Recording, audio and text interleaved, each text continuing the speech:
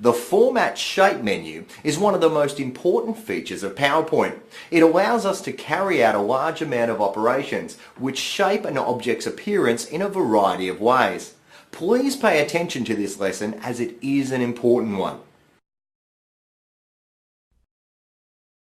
The slide that we see on this page contains a single rectangular box. Let's explore some of the ways in which we can modify it.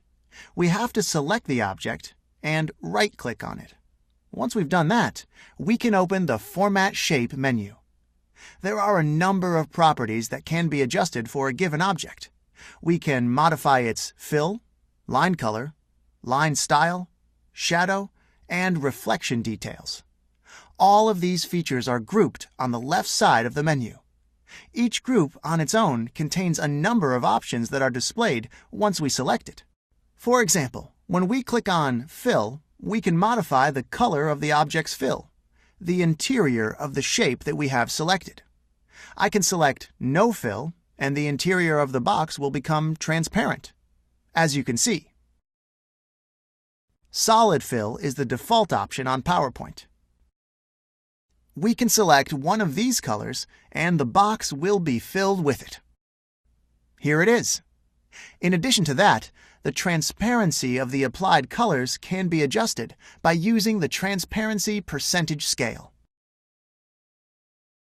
Sometimes a gradient fill is used as well. It is an advanced tool and represents a shape change that gradually changes from one color to another across the surface of the shape. The default number of gradient stops is 3. Let's simply leave it as it is. We can click on each of the stops and modify its color in the following way. If necessary, we can adjust the position of each of the stops until we obtain the desired effect.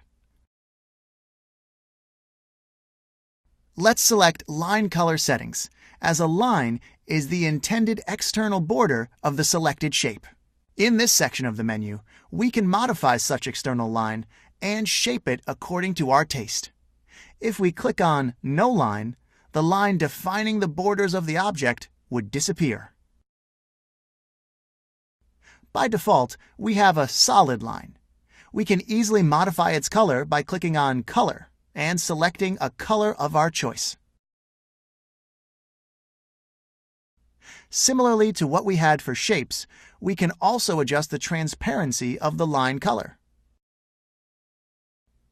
In Line Style, we will find some additional line properties. For example, we can adjust the width of the line from this scale. I'll reduce these figures in order to obtain a thinner line. Let's say that we want a width of 0.5 inches. Here it is, a significantly thinner line. We will go through the arrow settings in one of the later videos in this course. Next comes the Shadow section of the Format Shape menu. Newly created objects in PowerPoint do not have a shadow by default. We can add a shadow effect from this menu. Practitioners often do that as a shadow effect adds extra flair to PowerPoint slides. Very often in this course, we will add a shadow to newly created objects in the following way: directly clicking on Transparency and adjusting it to 80% or 90%. You can see that this triggered the modification of some of the other parameters.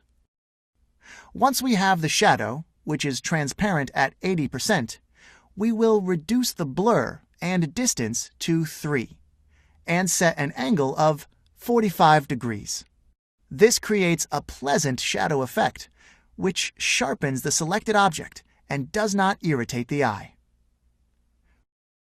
Reflection and glow effects can be created in a similar way, depending on the output that we would like to obtain. I'd like to show you what these effects represent in practice. First of all, I will create a reflection, which is transparent at 50%. Here it is. It is a bit too strong. I'd recommend that you use a higher degree of transparency when you would like to use reflections in your presentations.